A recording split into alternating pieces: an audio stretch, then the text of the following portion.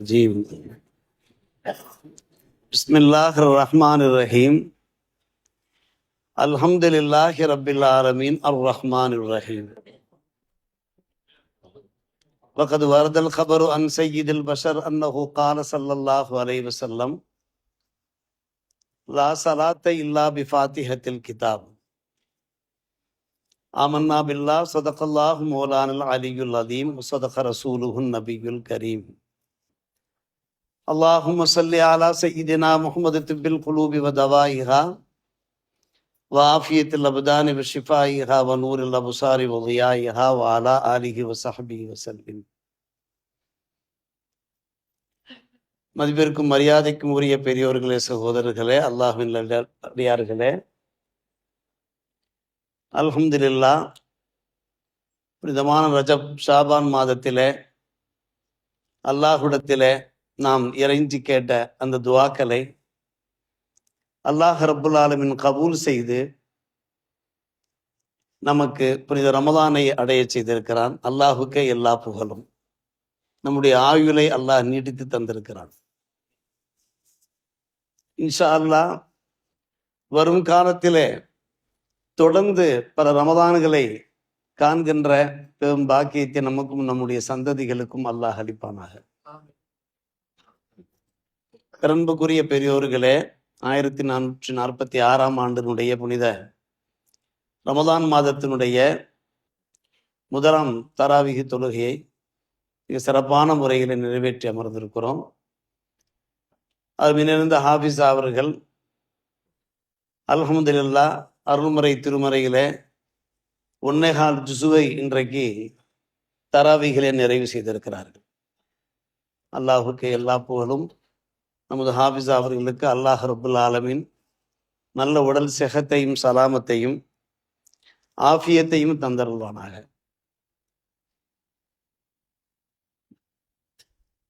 இன்றைக்கு 9 மணிக்கு இஷா தொடங்கியது, 9:15 தராவி. நாளைக்கு இன்ஷா அல்லாஹ் 8:45 இஷா, 9 மணிக்கு தராவி.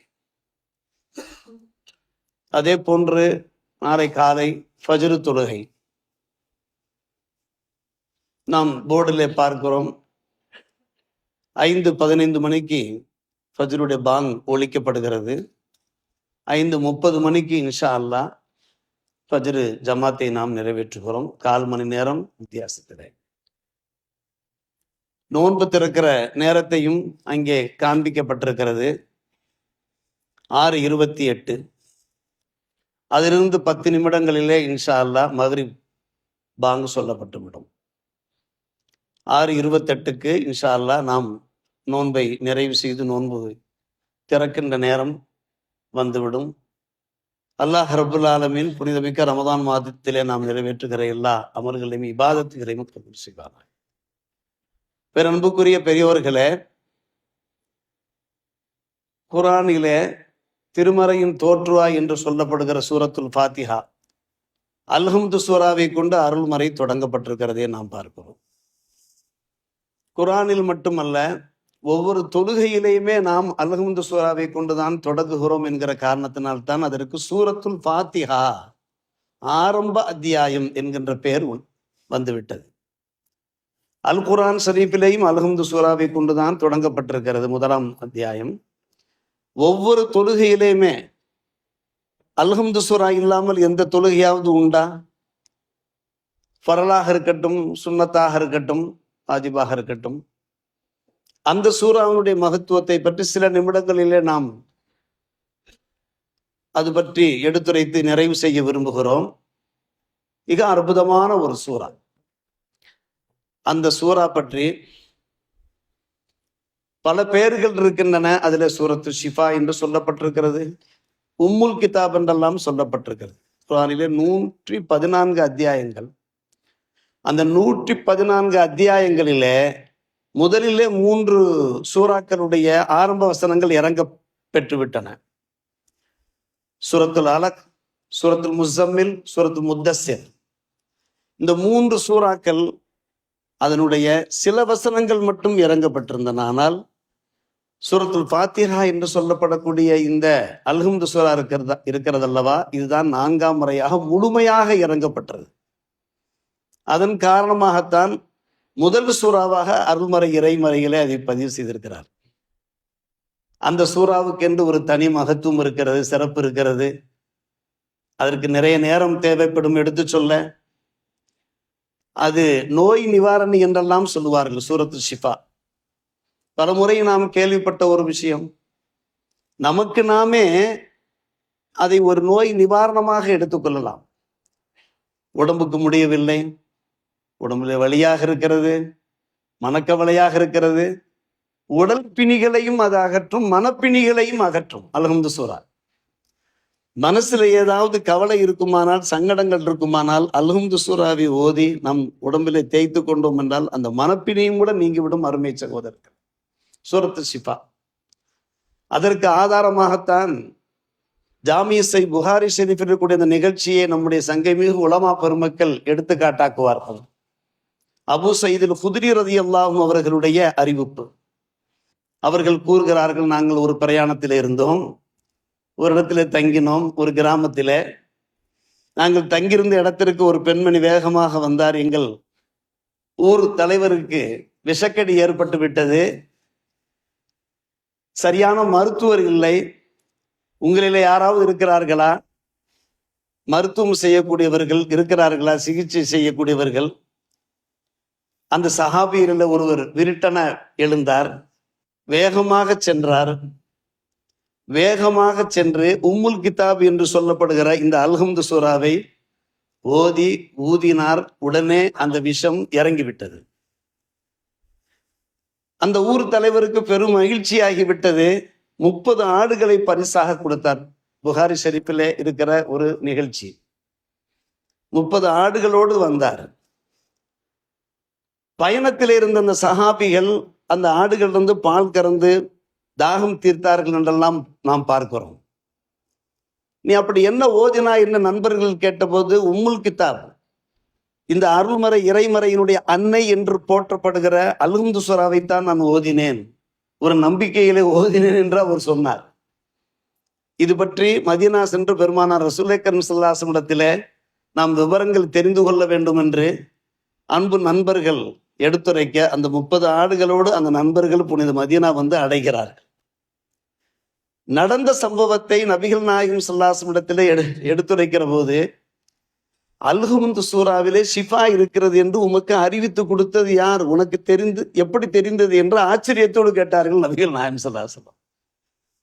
காரணம், பெருமானார் ரசூலுல்லாஹி ஸல்லல்லாஹு அலைஹி வஸல்லம் நாவிலிருந்து அதிலே ஷிஃபா இருக்கிறது என்று இதுவரை உரைக்கவே இல்லை.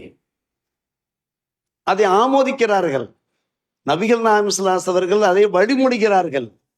இதுல ஷிஃபா இருக்கிறது என்று உனக்கு எப்படி எப்பா தெரிந்தது என்று ஆச்சரியப்பட்டு போய் சந்தோஷப்பட்டு போய், அந்த 30 ஆடுகளை நீங்கள் உங்களுக்கு இடையிலே பகிர்ந்து உண்டு எனக்கும் ஏதாவது ஆடுதாருங்களேன் என்று சந்தோஷமாக கேட்டார்கள் என்று நாம் பார்க்கிறோம். அருமை சகோதரர்களே, ஆக இது ஒரு நோய் நிவாரணி, நம்முடைய உடல் பிணிகளுக்கு மட்டுமன்று மனப்பிணிகளுக்கும். இதை நாம் ஞாபகத்தில் வைத்துக் கொள்ள வேண்டும். இதற்கு என்ன காரணம்? இது உம்முல் கிதாப், கிதாபின் அன்னை என்று சொல்லப்படுவதற்கு என்ன காரணம் என்று கேட்டால், இதில் 5 விஷயங்கள் அடங்கப்பட்டிருக்கின்றன, உள்ளடக்கமாக ஆயிருக்கின்றன. இந்த 5 விஷயங்கள் தான் குர்ஆன் முழுக்க பரவி விரவி இருக்கிறது. குர்ஆன் முழுவதும் இந்த சூரத்துல் ஃபாத்திஹா அல்ஹம்து சூராவிலே சொல்லப்பட்டிருக்கக்கூடிய 5 விஷயங்கள் தான் குர்ஆன் முழுவதும் பரவி இருக்கிறது. அது என்ன? சுருக்கமாக நாம் சொல்லுகிறோம். காரணம், இன்றைக்கு தாங்கள் களைத்து போயிருக்கிறீர்கள், 1/4 மணி நேரம் தாமதமாக தொழுகையை தொடங்கினோம். எனவே வெகு சீக்கிரமாக நான் நிறைவு செய்து விடுகிறேன். 5 விஷயங்கள் என்ன? நம்பர் 1 ஏகத்துவம், அல்ஹம்துலில்லாஹி ரப்பில் ஆலமீன் அர் ரஹ்மான் ரஹீம். நம்பர் 2 மாலிகி யௌமித்தீன், மறுமை சம்பந்தப்பட்ட விஷயம். நம்பர் 3 இய்யாக நஅபுது வ இய்யாக நஸ்தஈன், இறைவனுக்கு அடிபணிதல், சரணாகுதல், அவரிடத்திலேயே உதவி வேண்டுதல். நம்பர் 4 இஹ்தினஸ் ஸிராத்தல் முஸ்தகீம், நல்வழி என்பது இறைவன் சொல்லுகின்ற வழிதான் நல்வழி. குர்ஆன் முழுவதும் இருக்கிறது. ஹாஃபிஸ் அவர்கள் கூட இன்றைக்கு அந்த 2ஆம் ஜுஸுவினுடைய ஆரம்ப வசனத்தை இஹ்தில்லாஹு மை யஷா ஓதி காண்பித்தார்கள். அல்லாஹ் தான் ஹிதாயத்தை செய்கிறான் தான் நாடியோருக்கு என்று. இஹ்தினஸ் ஸிராத்தல் முஸ்தகீம், ஐந்தாம் விஷயம்தான் வரலாற்று நிகழ்வுகள். குர்ஆனிலே பல்வேறு வரலாற்று நிகழ்வுகள் இடம்பெற்றிருக்கிறது. அந்த நிகழ்வுகளை அல்லாஹ் சூசகமாக சொல்கிறான். இஹ்தின ஸிராத்தல் முஸ்தகீம் ஸிராத்தல் லதீன அன்அம்த அலைஹிம். யார் மீது நீ நல்லது புரிந்திருக்கிறாயோ யா அல்லாஹ், அவர்கள் சென்ற நேரான சீரான வழியை எங்களுக்கு நீ காண்பித்துத்தா. உன்னுடைய கோபத்துக்கு ஆளானவர்கள், வழிகாட்டிலே சென்றவர்கள், அவர்களுடைய வழியை விட்டுவிட்டு நல்லோர்களுடைய வழியை எங்களுக்கு காண்பித்தது. வரலாற்று நிகழ்வுகள் குர்ஆன் முழுக்க இதுதான் இருக்கிறது. ஏகத்துவம் இருக்கிறது, மறுமை இருக்கிறது, இறைவனுக்கு அடிபணிதல், இறைவனிடத்திலே கையேந்துவது இருக்கிறது, எதெல்லாம் நல்வழி என்பது இருக்கிறது. நல்லோர்கள், நாதாக்கள், இறை தூதர்கள், இறைநேச செல்வர்களுடைய அந்த வரலாறுகள் தான் நெடுக இருக்கிறது. இந்த 5 விஷயங்கள், இறை தூதர்கள், 25 ரசூல்மார்கள், அவர்கள் அல்லாத நபிமார்கள், அவர்கள் அல்லாத நபி நேசர்கள், இறை நேசர்கள், இவர்களுடைய வாழ்க்கை வரலாறு. அருமை சகோதரர்களை பெரிதுள்ளே, இந்த 5 விஷயங்களையும் தாங்கள் தனியாக அமர்ந்து ஆலோசியுங்கள், சிந்தியுங்கள். ஆம், கண்டிப்பாக அல்ஹம்துலில்லாஹி ரப்பில் ஆலமீன் அர் ரஹ்மான் ரஹீம், அகிலத்தாரை ரட்சிக்கின்ற அந்த அல்லாஹ் நம்மை படைத்ததோடு அல்லாஹ் விட்டுவிடவில்லை. அவன்தான் நம்மை பராமரிக்கிறான் மட்டுமல்ல, அவன்தான் நம்மை பரிபாலிக்கவும் செய்கிறான். அந்த அல்லாஹுக்கே எல்லா புகழும். அர் ரஹ்மான் ரஹீம், அவன் அன்பாளன், அருளாளன். இது ஒரு விஷயம். மாலிகி யௌமித்தீன், மறுமை நாளினுடைய அதிபதி அவன்தான். இந்த உலகத்தோடு நாம் சென்றுவிட முடியாது. மறுபடியும் அல்லாஹ் நம்மை உயிர் தெழுப்புவான். விசாரணை இருக்கிறது. நல்லோர்கள் சுவனம் போவார்கள். சுருக்கமாக சொல்கிறேன், சுவன இன்பத்தை சுவைப்பார்கள். தீயோர்கள் நரகம் போவார்கள். அங்கே கடுமையான அதாபு இருக்கிறது. அந்த அதாபுக்கு நாம் ஆளாகி ஆக வேண்டும். இது மாலிக் யௌமித்தீன். இய்யாக நஅபுது வ இய்யாக நஸ்தஈன். வணக்கம் எல்லாம் அல்லாஹுக்கே சொந்தம். அவனை தவிர்த்து வேறு யாருக்கும் நாம் சரணாக வேண்டிய அவசியமே இல்லை. உதவி தேடுவது என்பது அல்லாஹ்விடத்தில் தான். பலர் நமக்கு உதவி செய்வார்கள், நல்லுதவி செய்வார்கள். ஆனால் பின்னணியில் இருப்பவன் அல்லாஹ் தான். இவர்கள் மூலமாக அல்லாஹுடைய உதவி நமக்கு சேர்ந்திருக்கிறது என்றுதான் நாம் நம்ப வேண்டும். அன்பான பெருமக்களே, முக்காலத்திலேயும், கடந்த காலமாக இருக்கட்டும், நிகழ்காலமாக இருக்கட்டும், எதிர்காலமாக இருக்கட்டும், முக்காலத்திலேயுமே யாராவது நமக்கு ஏதாவது உதவி செய்கிறார்கள் என்றால் அந்த உதவி இருக்கிறதே, அது இறைவனுடைய புறத்திலிருந்து கிடைக்கின்ற உதவி என்கிற நம்பிக்கை இருக்க வேண்டும். டாக்டர் இடத்துல செல்லுவோம்.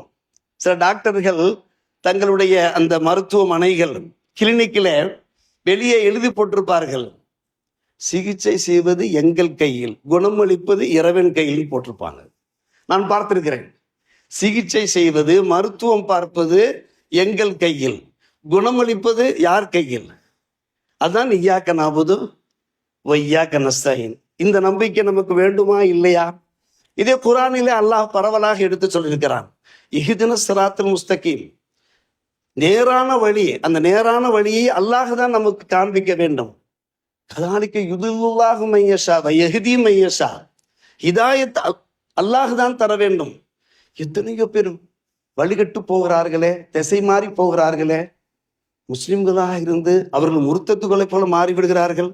அன்றைக்கு நான் எடுத்து சொன்னேன், மதுரையிலே ஒரு திருமண மஹாலிலே மாலை நேரத்திலே மதரசாவுடைய ஆண்டு விழா நடக்கிறது. அந்த ஆண்டு விழாவுக்கு அப்துல் அசீஸ் பாக்கவி என்கிற ஒரு உஸ்தாத் செல்கிறார். அன்று காலையிலே திருமணம் நடைபெறுகிறது. மணப்பெண் முஸ்லிம் பெண், மணமகன் முஸ்லிம் அல்லாதவர். என்ன ஹிதாயத்தை செய்யக்கூடியவன் யாரு தான்? அல்லாஹ் தான். இஹ்தின ஸிராத்தல் முஸ்தகீம், எங்கள் ரட்சகா, நேரான சீரான நடுநிலையான இந்த ஸிராத்துல் முஸ்தகீம் என்கின்ற முடிவுக்கு வருகிறேன். அன்பான பெருமக்களே, அதனுடைய ஒரு உள்விளக்கம் என்னவென்று கேட்டால், சீரான, நேரான, நடுநிலையான. முஸ்தகீம் என்றாலே நடுநிலையான. காரணம், குர்ஆனிலே பல்வேறுபட்ட சட்ட திட்டங்கள், கொள்கைகள், கோட்பாடுகள் இருக்கின்றன. எல்லாமே நடுநிலையான ஒரு விஷயம்தான். அதை உதாரணத்திற்கு விளக்கமாக சொல்வது என்றால், ஒரு மார்க்கம் சொல்லுகிறது, உன் கன்னத்திலே ஒரு கன்னத்திலே அடித்தாலும் மறு கன்னத்தை திருப்பி காட்டு என்று ஒரு மார்க்கம் சொல்லுகிறது. மற்றொரு மார்க்கம் சொல்லாதை விடாதை பிடி என்கிறது. ஒரு கன்னத்திலே அடித்தால் பதிலுக்கு பதில் அவனை அடிக்காமல் விடாதே என்கிறது. இந்த இரண்டுக்கும் இடைப்பட்ட நடுநிலையான மார்க்கம் தான் எங்கள் மார்க்கம், எங்கள் சத்திய மார்க்கம், எங்கள் இஸ்லாமிய மார்க்கம். இஹ்தின ஸிராத்தல் முஸ்தகீம். என்ன? ஒருவன் உன்னுடைய கன்னத்திலே அடித்தால் மறுகன்னத்திலே அடிப்பது என்பது, அவன் உன்னுடைய கன்னத்திலே அடித்தால் திருப்பி அவனை அடிப்பது என்பது அது உன்னுடைய உரிமை. அடிப்பது உன்னுடைய உரிமை. அதை தாண்டி மன்னித்து மறப்பது என்பது அது மேலான விஷயம் என்று சொல்கிறது நம்முடைய மார்க்கம். மன்னித்து மறப்பது என்பது இரண்டையும் சேர்க்கிறது, நம்முடைய மார்க்கம் சேர்க்கிறது. எத்தனையோ பேர் நம்ம ஏசுகிறார்கள், பேசுகிறார்கள், திட்டுகிறார்கள். அல்லாஹுடைய திருத்தூதர் முகமது ரசூலுல்லாஹி ஸல்லல்லாஹு அலைஹி வஸல்லம் அவர்கள் அருளினார்கள், வாஃபு அம்மன் லரமக்க, உமக்கு அநீதம் இழைத்தவரை எல்லாம் நீ மன்னித்து விடப்பா. வாசின் இலாமன் ஹசன இலைக்க, யாரெல்லாம் உமக்கு தீங்கு விளைவித்தாரோ அவருக்கு நீ நல்ல உதவி செய்யப்பா என்று சொல்லியிருக்கிறார்களே. இப்ப இரண்டு விஷயத்தையும் நாம் கவனத்தில் எடுத்துக்கொள்ள வேண்டிய ஒரு விஷயமாக இருக்கிறது. அதாவது உன்னுடைய கன்னத்திலே ஒருவன் அடித்தான் என்றால் அவனை திருப்பி அடிப்பது என்பது அதனுடைய உரிமையாக இருந்தாலும் கூட நீ அடிக்காமல் அவனை மன்னித்து, சரி ஏதோ அவசரப்பட்டு செய்து விட்டான், இனி அப்படி செய்யாதப்பா, நீ தவறு செய்கிறாயாப்பா என்று அவனுக்கு அறிவுறுத்துவது, புத்திமதி சொல்வது மிக முக்கியமான ஒரு விஷயம். இதைத்தான் அல்லாஹ் ரப்புல் ஆலமீன் நம்மை பார்த்து கேட்க சொல்கிறான். இஹ்தின ஸிராத்தல் முஸ்தகீம் ஸிராத்தல் லதீன அன்அம்த அலைஹிம். எந்த நல்லோர்களை பற்றி அல்லாஹ் குர்ஆனிலே கூறுகிறானோ அந்த நல்லோர்கள் வழியிலே நாம் சென்றோம் என்றால் அவர்களோடு சேர்ந்து நாம் சுவனம் சென்றோம். எந்த தீயவர்கள், ஃபிரௌன், ஹாமான், நாரூன், ஷத்தாதை பற்றி எல்லாம் அல்லாஹ் சொல்கிறான், அபூலஹப், அபூஜஹலை பற்றி எல்லாம் அல்லாஹ் சொல்கிறான் அல்லவா, அவர்கள் வழியிலே சென்றோம் என்றால் அல்லாஹ் நம்மை பாதுகாக்கும். மரகத்து அல்லாஹ் நம்மை பாதுகாக்க வேண்டும். அன்பான பெருமக்களே, எனவேதான் நாம் இப்போது 20 ரக்காத் தொழுதோம். பின்னாலே வித்துடுவாச்சு, முன்னாலே ஃபரல் 4 ரக்காத், அதற்கு முன்னாலே சுன்னத் தொழுவோம். டெய்லி 5 வேளை நம்ம தொழுகிறோம். 17 ரக்காத்து ஃபரல், அதை தாண்டி முன் சுன்னத் பின் சுன்னத் நஃபில் எல்லாம். ஒவ்வொரு தொழுகையிலையும் பாருங்க, சூரத்தில் ஃபாத்திஹா இடம் பெற்றிருக்குதா இல்லையா, அல்ஹம்து சூரா இடம் பெற்றிருக்குதா இல்ல. ஏன் இந்த அல்ஹம்து சூரா மட்டும் திருப்பி திருப்பி ஓதணும்? இந்த அல்ஹம்து சூராவுக்குள்ள இப்படி ஆயிரம் அர்த்தங்கள், அபூர்வமான தத்துவங்கள் இருக்கிற காரணத்தினால்தான் இதை உணர்ந்து வாழ்க்கையிலே கடைபிடிக்க நாம் முயற்சி எடுத்துக்கொள்வோமாக. இந்த சூரத்துல் ஃபாத்திஹா மூலமாக என்னென்ன பரக்கத், ஹைர் பரக்கத்தை எல்லாம் அல்லாஹ் வைத்திருக்கிறானோ அத்தனை ஹைர் பரக்கத்தையும் நமக்கும் நம்முடைய சமுதாயத்திற்கும் அல்லாஹ் தந்தர் புரிவானா என்கிற பிரார்த்தனை நிறைவு செய்கிறோம். வாஹிர் தாவானா அல்ஹம்துலில்லாஹி ரப்பில்